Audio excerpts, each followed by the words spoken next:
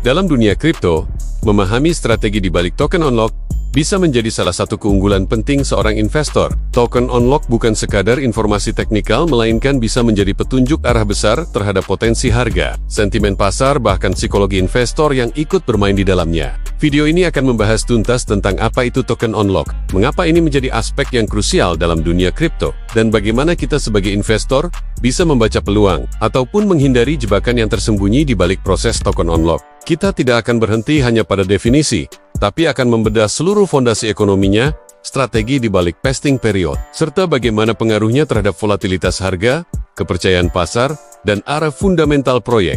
Dan tentu saja, yang paling penting bagaimana memanfaatkannya sebagai bagian dari strategi Anda. Token unlock adalah proses di mana token yang sebelumnya dikunci atau dibatasi penggunaannya, baik oleh tim developer atau komunitas, akhirnya dilepaskan ke pasar. Token ini sebelumnya tidak bisa diperdagangkan atau dipindahkan. Tapi setelah unlock, token tersebut menjadi liquid dan dapat dijual di bursa atau digunakan di dalam ekosistem proyeknya.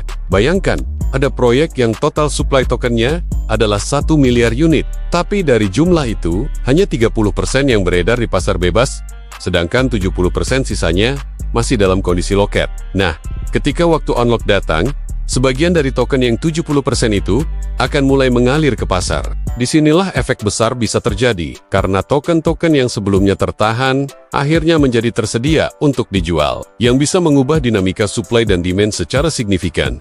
Apakah harga akan anjlok karena tekanan jual, atau justru naik karena proyek punya momentum kuat? Itu tergantung konteks. Dan di video ini, kita akan masuk lebih dalam ke sisi teknis dan strateginya. Dalam grafik P-chart yang Anda lihat di layar, terlihat jelas pembagian antara token yang masih loket dan yang sudah unlock. Loket, 70%. Unlock, 30%. Artinya mayoritas token dalam proyek ini belum tersedia di pasar. Ini penting untuk dipahami, karena token-token yang masih terkunci ini, ibarat bom waktu. Mereka belum memengaruhi pasar, belum menekan harga, belum bisa ditransaksikan. Tapi begitu terjadi unlock event, jumlah token yang tersedia bisa melonjak drastis, dan itu bisa menciptakan tekanan jual.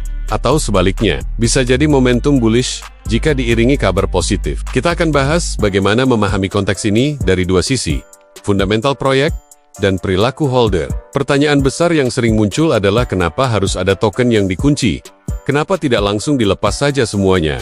Jawabannya, karena token unlock adalah bagian dari desain ekonomi proyek. Tujuannya bukan hanya untuk menahan supply, tapi juga mengatur distribusi kekuasaan dan insentif. Ada beberapa alasan utama mengapa token dikunci dan kemudian dilepas secara bertahap untuk menjaga keseimbangan pasar, memberi insentif jangka panjang kepada tim, menghindari dumping oleh investor awal, membangun kepercayaan komunitas, memungkinkan pemanfaatan fitur-fitur strategis seperti staking atau airdrop. Semua ini akan kita bahas satu persatu di bagian berikutnya. Mari kita lihat 4 poin utama yang menjadi dasar dari desain token loket dan unlock, seperti yang ditunjukkan pada visual ini. Pertama, vesting period. Vesting adalah cara untuk memastikan bahwa orang-orang yang menerima token seperti tim pengembang atau investor awal tidak langsung menjual semuanya. Token mereka akan dirilis secara bertahap, mungkin per bulan, per kuartal, atau berdasarkan milestone tertentu. Ini menciptakan komitmen jangka panjang. Mereka akan lebih termotivasi untuk membangun proyek dengan serius, karena insentif mereka yaitu token baru, bisa diakses setelah waktu tertentu.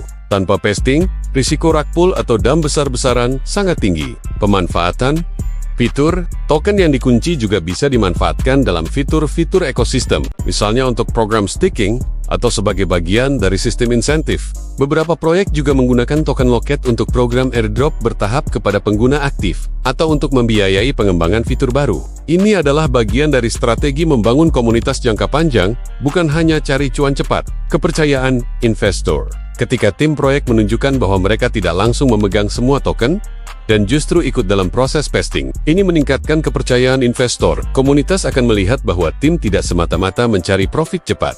Mereka ikut terkunci bersama investor lain, dan ini memperkuat narasi bahwa proyek punya tujuan jangka panjang.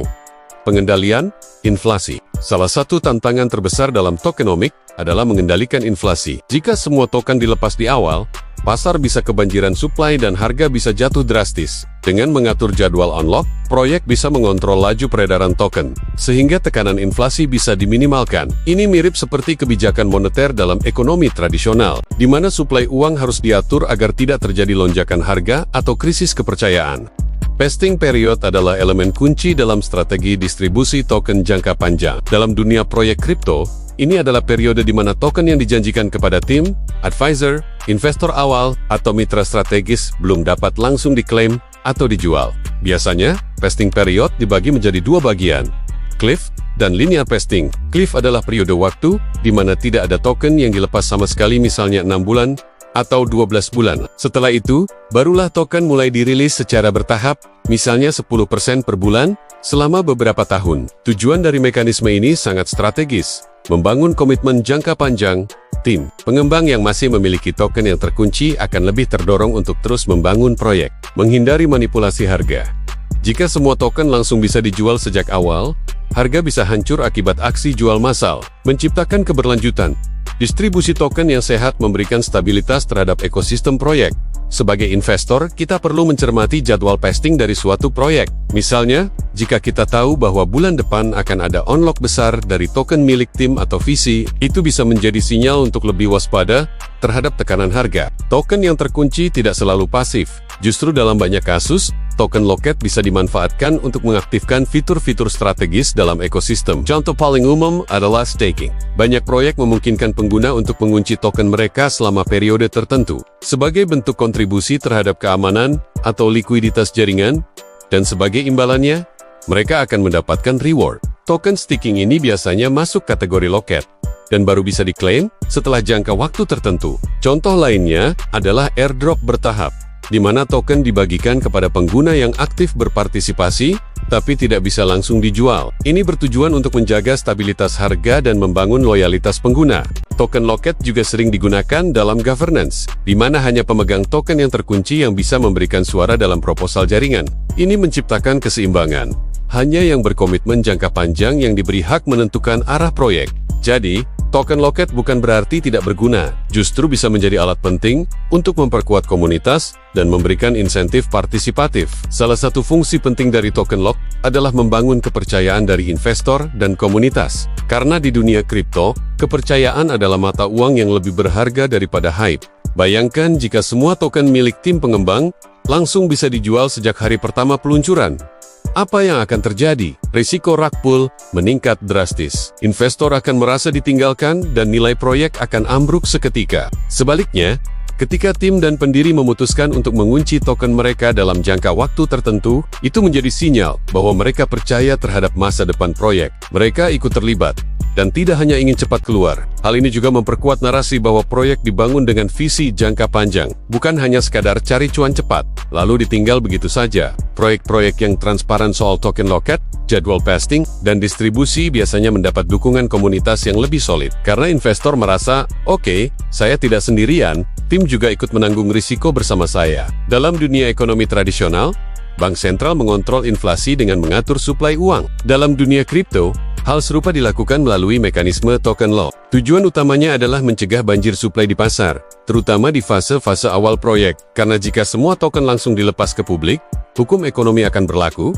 suplai melonjak, demand tidak berubah, harga jatuh. Dengan mengatur jadwal unlock, proyek bisa mengendalikan laju peredaran token di pasar. Ini bukan hanya tentang menjaga harga, tapi juga menciptakan lingkungan yang lebih stabil untuk pengguna, developer, dan investor. Proyek yang gagal mengelola suplai biasanya berakhir dengan inflasi yang tinggi dan kehilangan nilai dengan cepat. Sebaliknya, proyek yang disiplin dalam distribusi token cenderung memiliki grafik harga yang lebih sehat dan lebih bisa diprediksi. Sebagai investor, kita bisa menggunakan data ini sebagai bagian dari analisis. Apakah saat ini ada tekanan inflasi akibat unlock besar, atau justru ada kelangkaan token karena lock supply masih dominan? Tentu saja, token unlock bukan hanya soal peluang. Ada risiko besar yang perlu diperhatikan, dan ini seringkali menjadi momen paling kritis dalam perjalanan sebuah proyek kripto. Beberapa risiko utama meliputi tekanan harga karena penjualan besar-besaran, kehilangan momentum proyek jika unlock terjadi di tengah performa buruk, volatilitas tinggi